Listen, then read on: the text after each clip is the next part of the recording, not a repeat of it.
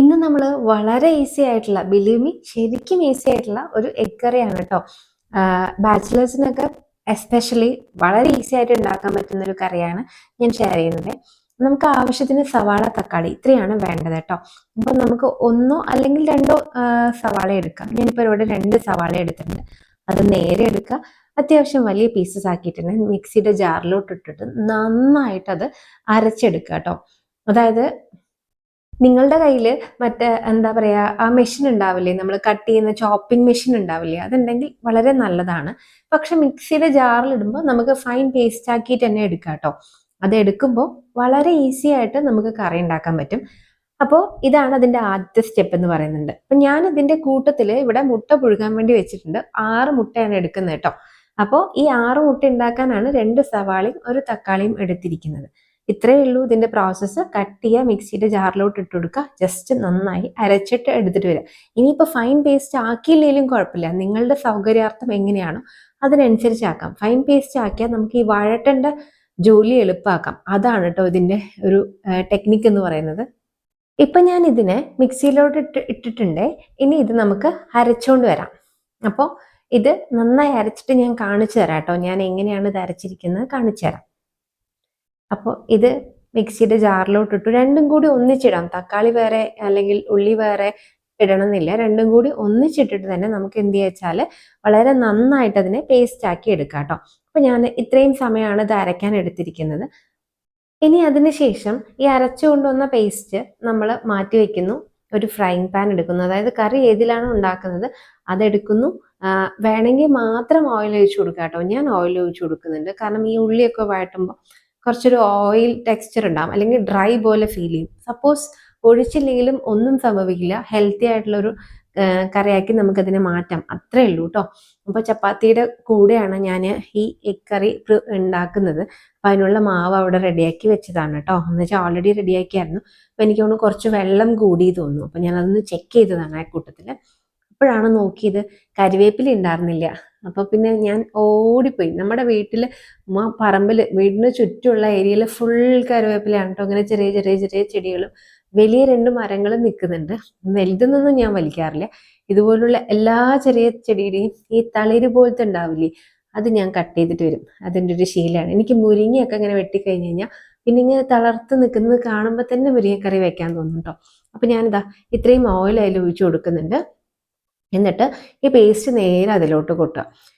നന്നായി എല്ലാം മിക്സിയുടെ ജാറിന്ന് എടുത്തിടുക. എന്നിട്ട് ആ ജാറിലോട്ട് കുറച്ച് വെള്ളം ഒഴിച്ച് അവിടെ വെക്കുക. ഇപ്പോൾ ഒഴിക്കണ്ട.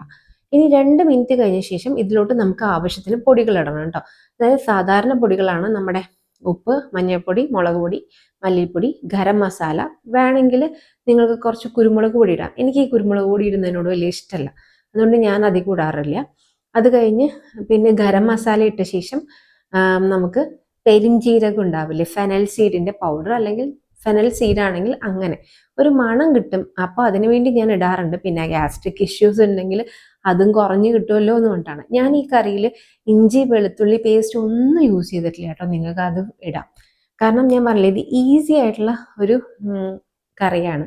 അപ്പൊ അതുകൊണ്ട് തന്നെ ഞാൻ വളരെ ലിമിറ്റഡ് ആയിട്ടുള്ള സാധനങ്ങൾ മാത്രമേ, അല്ലെങ്കിൽ എല്ലാവർക്കും ഉപയോഗിക്കാൻ പറ്റുന്ന അവൈലബിൾ ആയിട്ടുള്ള സാധനങ്ങൾ മാത്രമേ ഇതിലിട്ടിട്ടുള്ളൂ. അപ്പോൾ ഈ പൊടികളെല്ലാം ഇട്ടിട്ട് കുറച്ച് നേരം ഒന്ന് ഇളക്കി കൊടുക്കുക. ആ പൊടികളുടെ റോ ടേസ്റ്റ് ഒക്കെ, പച്ചമണമൊക്കെ മാറി അതൊക്കെ ഒന്ന് ഓക്കെ ആവട്ടെ. അതങ്ങനെ സിമ്മിലിട്ട് വെക്കാം. ഇടയ്ക്കൊന്ന് ഇളക്കി കൊടുത്താൽ മതി കേട്ടോ. എന്നിട്ട് നന്നായിട്ട് ഈ നമ്മൾ വെള്ളം ഒഴിച്ചിട്ടില്ലല്ലോ, അപ്പോൾ പെട്ടെന്ന് ഇങ്ങനെ ഡ്രൈ ആയ പോലെ ഫീൽ ചെയ്യും. അപ്പം നമുക്ക് എന്ത് ചെയ്യുക വെച്ചാൽ, അല്ലെങ്കിൽ അടുപ്പിടിക്കുകയാണെന്നൊക്കെ തോന്നുകയാണെങ്കിൽ നമ്മൾ അപ്പോഴേ മിക്സിയുടെ ജാറിൽ കുറച്ച് വെള്ളം ഒഴിച്ച് വെച്ചിട്ടുണ്ടല്ലോ, ആ വെള്ളം ഇതിൽ ഒഴിക്കാം. പോരാ തോന്നുകയാണെങ്കിൽ കുറച്ചുകൂടെ വെള്ളം ഒഴിക്കുക. ചൂടുവെള്ളം ഒഴിക്കണമെന്നില്ല, ഞാൻ പച്ചവെള്ളം തന്നെയാണ് ഒഴിക്കാറുള്ളത്. ചൂടുവെള്ളം ഒഴിച്ചാൽ കുറച്ചുകൂടെ നല്ലതാണ്. ഞാൻ ഒഴിച്ചിട്ടില്ല കേട്ടോ. അപ്പോൾ ഇത്രയും ചെയ്യുക. ആവശ്യത്തിന് ഗ്രേവി നോക്കുക, ഉപ്പ് നോക്കുക, എരിവ് നോക്കുക. പിന്നെ ചിലപ്പോൾ നമുക്ക് ഒരു ഡിഫറെൻറ്റ് ടേസ്റ്റ് പോലെയൊക്കെ ഫീൽ ചെയ്യണമെങ്കിൽ ഒരു പിഞ്ച് പഞ്ചസാര ഇട്ട് കൊടുക്കും കേട്ടോ, അല്ലെങ്കിൽ ശർക്കര ഇട്ട് കൊടുക്കുക. ഞാൻ അത് ഇടാറുണ്ട്. അല്ലെങ്കിൽ ടൊമാറ്റോ കെച്ചപ്പ് പോലെ എന്തെങ്കിലും ഉണ്ടെങ്കിൽ അത് ഒഴിച്ചു കൊടുക്കാറുണ്ട്. പക്ഷെ ഇതിൽ ഇപ്പോൾ പഞ്ചസാര മാത്രമേ ഇട്ടിട്ടുള്ളൂ. ഞാൻ പറഞ്ഞില്ലേ, ഈസി റെസിപ്പിയാണ്. അതുകൊണ്ട് തന്നെ വേറെ ഒന്നും തന്നെ ആഡ് ചെയ്തിട്ടില്ല. ഇത് ഫെനൽ പൗഡറാണ്. അപ്പോൾ ഇതെല്ലാം ഇട്ട ശേഷം ജസ്റ്റ് ഒന്ന് തിളയ്ക്കട്ടെ. തിളയ്ക്കുമ്പോൾ ഗ്രേവി ഒന്ന് കുറുകിയ പോലെ ആകുമ്പോൾ കുറച്ചുകൂടി ടേസ്റ്റ് വരും. അതിനുശേഷം എണ്ണ ഒഴിച്ചിട്ടില്ലെങ്കിൽ മാത്രം കുറച്ചുകൂടെ എണ്ണ ഒന്ന് മേലെ കൂടെ തൂവുക, കരിവേപ്പില ഇട്ട് കൊടുക്കുക, അത്രയേ ഉള്ളൂ. മുട്ടയിടണം കേട്ടോ, മറക്കരുത്.